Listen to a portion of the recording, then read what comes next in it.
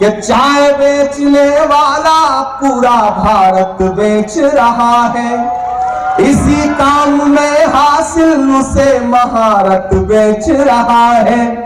Rail बिक गई, तेल बिक गया, बिका हवाई अड्डा, लाने पे पुल टूट जाता है। मोरबी में 135 लाशें बिछी थी और टीवी चैनलों पे नैरेटिव बनाया जा रहा था कि लड़के पुल हिला रहे थे इसलिए टूट गया। यह है गुजरात के विकास का सच। प्रधानमंत्री जी कहते हैं बेटी बचाओ बेटी पढ़ाओ, लेकिन जहां नारियों की पूजा होनी थी उसी गुजरात में नारियों के बलात्कारियों की पूजा हो रही है और प्रधानमंत्री जी चुप है।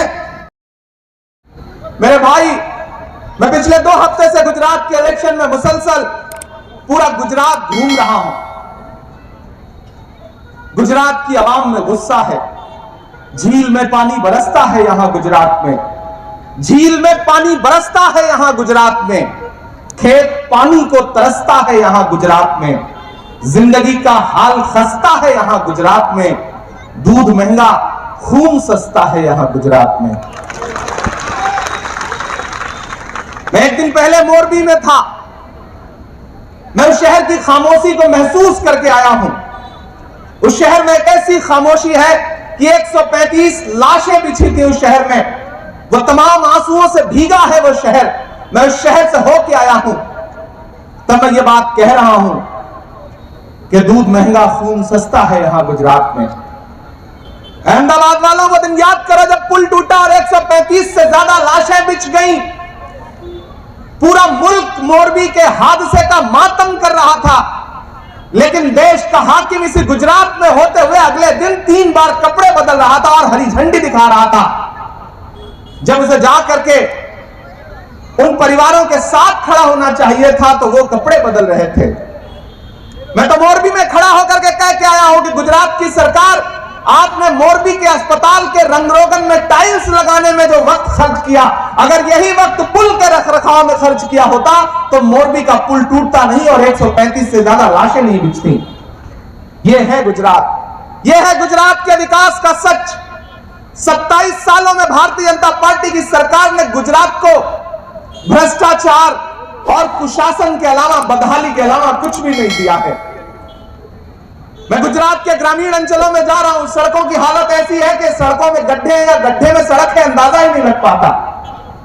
आप सफर कर रहे होते हैं गुजरात की सड़कों पे तो सफर कर रहे हैं या आखिरी सफर कर रहे हैं पता ही नहीं चलता। यह है गुजरात के विकास का सच। शाहरुख खान के बेटे आर्यन के पास 5 ग्राम ड्रग्स की बात बता करके इस देश की मीडिया ने, एजेंसियों ने जो 1 महीने तमाशा किया था वो आपको याद होगा। लेकिन इसी गुजरात के मुद्रा पोर्ट पर हजारों हजार करोड़ रुपए की ड्रग्स पकड़ी गई, लेकिन न तो टीवी चैनलों पे कहीं कोई खबर थी, न एजेंसियों को कुछ खबर थी। यह है गुजरात के विकास का सच। गुजरात का विकास दहाड़े मार रहा है। एक बात तो नौजवान साथियों आज आपको माननी पड़ेगी कि मुल्क में जो नफरत का माहौल है, भारतीय जनता पार्टी की सरकार ने जो नफरत का माहौल पूरे मुल्क में खड़ा किया है, उसके खिलाफ अगर इस देश में सीना ठोक के कोई लड़ रहा है तो उस शख्स का नाम राहुल गांधी है। जो अलग ये कहता है कि मैं आरएसएस की नफरत की राजनीति के खिलाफ खड़ा हूं, और वो सिर्फ कहता नहीं है, सिर्फ नारे नहीं लगाता, सिर्फ जुमले नहीं बोलता, वो शख्स पिछले 82 दिन से कन्याकुमारी से कश्मीर के लिए पैदल चल रहा है, मुल्क को जोड़ने के लिए नारा लगाते हुए कि भारत जोड़ो नफरत छोड़ो। 25 किलोमीटर रोज पैदल पिछले 82 दिन से। तसव्वुर करिए शाह आलम के लोगों, इस विधानसभा के नौजवान साथियों, तसव्वुर करिए 25 किलोमीटर रोज भारत को जोड़ने के लिए, मोहब्बत के लिए, भारतीय जनता पार्टी की नफरत की राजनीति के खिलाफ वो आदमी लाखों का हुजूम लेके चल रहा है। मैं कन्याकुमारी से उनके साथ था, बीच में यात्रा छोड़ करके गुजरात चुनाव में आया क्योंकि आपसे मुलाकात करनी थी। एक एक लम्हे में ऐसा ऐसा मंजर आता है, केरल में, बेल्लारी में, रायचूर में, हैदराबाद में, एक एक लाख की आवाम एक वक्त में राहुल गांधी के कदम से कदम मिला के चलती है। मुझसे मीडिया के साथ ही पूछते हैं कि इमरान साहब आप राहुल गांधी के साथ पैदल यात्रा चल कर रहे हैं, क्या महसूस करते हैं आप? तो मैं एक बात कहता हूं कि मैं अगर महात्मा गांधी के दौर में पैदा हुआ होता तो मैं अंग्रेजों के खिलाफ उनके साथ पैदल चल रहा होता, लेकिन मैं इस दौर के गांधी के साथ पैदा हुआ हूं, राहुल गांधी के साथ पैदा हुआ हूं, तो मैं राहुल गांधी के कदम से कदम मिला करके चल रहा हूं। जो हर जालिम से टकराएगी वो आंधी बनाऊंगा, जो हर जालिम से टकराएगी वो आंधी बनाऊंगा।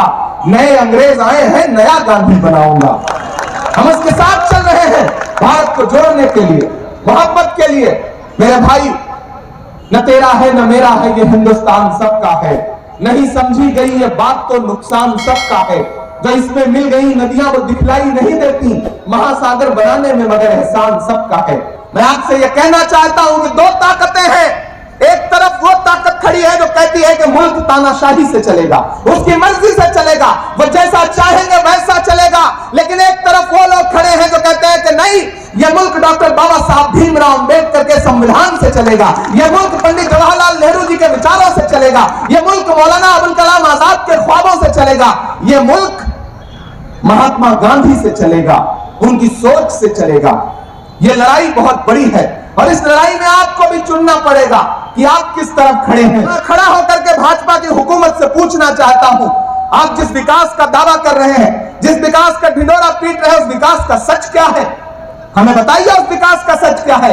यहां नौजवान भाई खड़े हैं, आप मुझे बताइए कि जब आप किसी एग्जाम के लिए पर्चा भरते हैं नौकरी पाने के लिए, जब आपको लगता है कि ये पर्चा मैं दूंगा, ये पेपर मैं दूंगा और पास कर गया तो नौकरी मिलेगी, तो जिस दिन एग्जाम होता है उससे पहले यहां पर्चे लीक हो जाते हैं।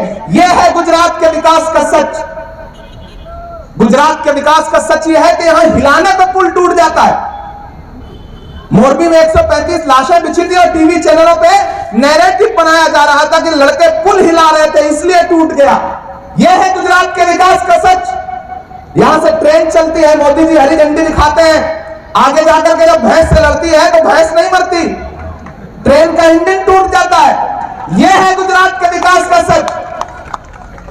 यहां भाजपा की सरकार सड़क बनवाती है, उनके मंत्री उद्घाटन करने के लिए सड़क पर नारियल फोड़ते हैं तो नारियल नहीं फूटता, सड़क टूट जाती है। यह है गुजरात के विकास का सच। और गुजरात के विकास का सच तो यह है कि देश के लाल किले पर खड़े होकर के आदरणीय प्रधानमंत्री नरेंद्र मोदी जी महिला सुरक्षा और महिला सम्मान की बातें करते हैं, भाषण देते हैं। उधर वो भाषण दे रहे होते हैं और उसके चंद घंटे के बाद इसी गुजरात में भारत की एक बेटी बिल्किस बानो के 11 बलात्कारियों को रिहा कर दिया जाता है। यह है गुजरात के विकास का सच। शैलेश भाई, मैं तो हिंदी का विद्यार्थी रहा हूं, मैं संस्कृत का एक सूत्र वाक्य पढ़ता रहा हूं कि यत्र नार्यस्तु पूज्यन्ते रमन्ते तत्र देवता। जहां नारियों की पूजा होती है वहां देवता निवास करते हैं। लेकिन आज हालत ऐसी हो गई है, प्रधानमंत्री जी कहते हैं बेटी बचाओ बेटी पढ़ाओ, लेकिन जहां नारियों की पूजा होनी थी उसी गुजरात में नारियों के बलात्कारियों की पूजा हो रही है और प्रधानमंत्री जी चुप है। इनका विकास ऐसा है कि गुजरात में शराबबंदी है, लेकिन 70 से ज्यादा मौतें एक दिन जहरीली शराब पीने से होती हैं। यह है गुजरात के विकास का सच। गुजरात के विकास का सच यह है कि 5233 विद्यालय बंद होने के कगार पर आ गए हैं स्कूल। यह कैबिनेट के सवाल पर, कांग्रेस विधायकों के सवाल पर असेंबली में सरकार ने बताया है कि 5233 स्कूल बंद होने जा रहे हैं गुजरात में। यह है गुजरात के विकास का सच। तो मेरे भाई, ये जो झूठ चारों तरफ झूठ फैला है, इसके खिलाफ आपको लोकतंत्र एक ताकत देता है और वो ताकत है वोट की ताकत। और इस ताकत का इस्तेमाल करना है आपको। लेकिन हम उनसे पूछ रहे हैं कि कहां सोया है चौकीदार, कहां सोया है चौकीदार। मैं किस वाले चौकीदार की बात कर रहा हूं? आप समझदार लोग हैं, आप बहुत समझदार लोग हैं, समझ जाएंगे, मुझे पता है कि कहां सोया है चौकीदार, कहां सोया है चौकीदार।